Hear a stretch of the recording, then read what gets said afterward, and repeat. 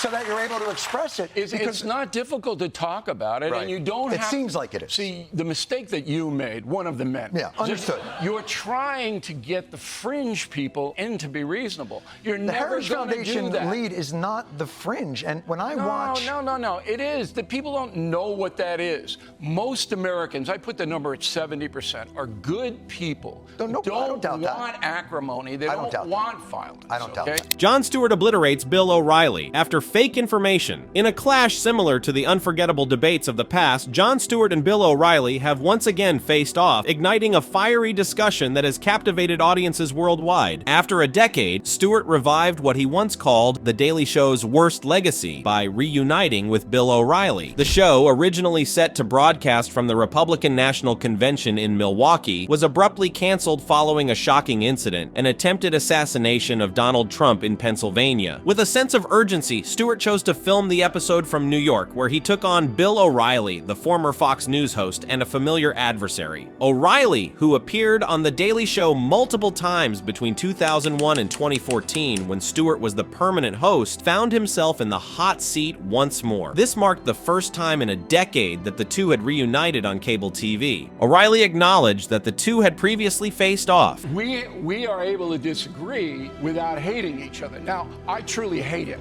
but I don't show it. He said, "I like coming on here in front of all of your friends out here, and the audience should know I have no friends here." Jon Stewart replied to this, "Well, not just here." Jon Stewart expressed concern about the current state of the nation, referencing Bill O'Reilly's Killing book series on historical assassinations, including a children's version on presidential deaths. Stewart questioned whether today's polarization is unprecedented or similar to past tragedies. But the assassins all had one thing in common. They were all mentally ill, all of them. And most of them did their terrible deeds because they were in a rage. And you're going to find out that this guy in Pennsylvania fits both of those categories. That has been human nature since they...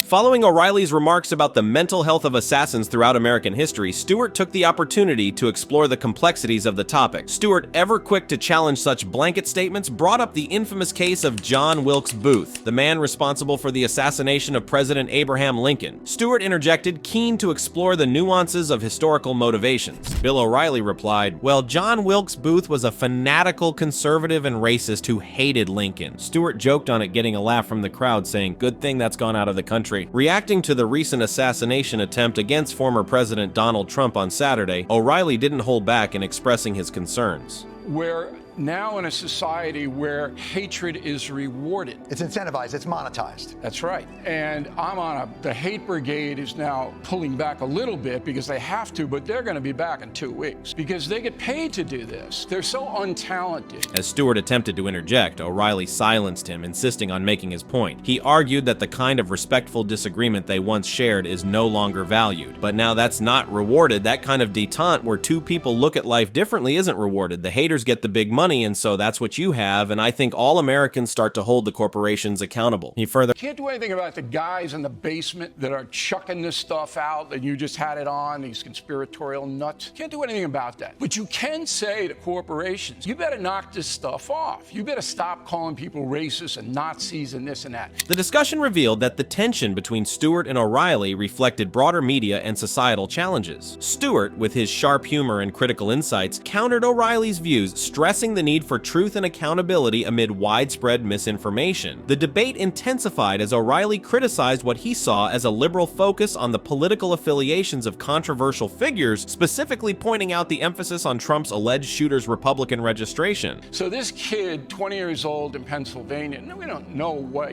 caused him to do that. We knew he was a miserable kid who was bullied and all of this stuff, right? We all know that. But we don't get into, oh, he's a Republican. That's the first thing they said on The View. The first thing they said on Monday on The View, he's a Republican. Stop it. That does nobody any good, all right? O'Reilly contended that such an approach oversimplifies the issue and fosters further division. He warned against using isolated incidents to demonize entire political groups, emphasizing that the actions of one individual should not define a diverse community with varying beliefs and values. In O'Reilly's view, this narrative not only distracts from the root causes of such incidents, but also exacerbates partisan tensions. used. Stewart shot back to this. Let me push back a bit. Look, you and I are both somewhat fossilized practitioners of the rhetorical arts that are confrontational at times, provocative at times, and we made a really spectacular living pushing those envelopes. It seems now to say, hey, these other people should stop. Hey, look.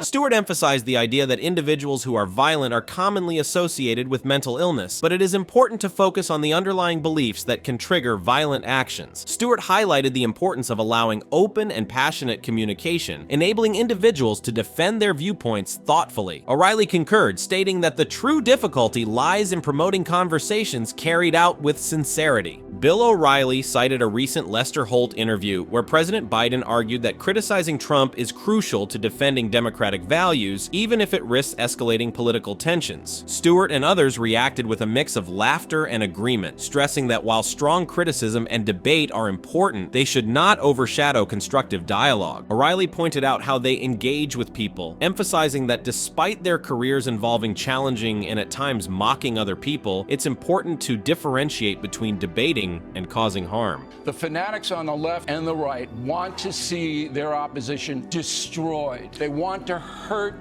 them. Jon Stewart praised Bill O'Reilly for offering a more balanced viewpoint different from what he usually hears from him. Stewart observed that O'Reilly's latest remarks appeared more restrained, particularly when compared to his usual critiques of the left. O'Reilly recommended that the left should moderate its language, especially regarding the discussions on media reporting, such as mentions of MSNBC. Jon observed a prevailing sentiment on the right that the left is monopolizing the discourse and pushing an agenda. O'Reilly acknowledged this, adding that people often cling to their own beliefs, regardless of facts. He emphasized that for those committed to a fact-based approach, the reality is clear, but a lack of mutual agreement on what constitutes reality hampers constructive dialogue. The challenge, Stewart noted, is engaging in meaningful conversations about rhetoric when there's a disconnect over fundamental truths and a tendency to blame the other side. Jon Stewart addressed the audience with a poignant reflection on the fears held by many people, emphasizing that these concerns are not unfounded. He highlighted a significant issue.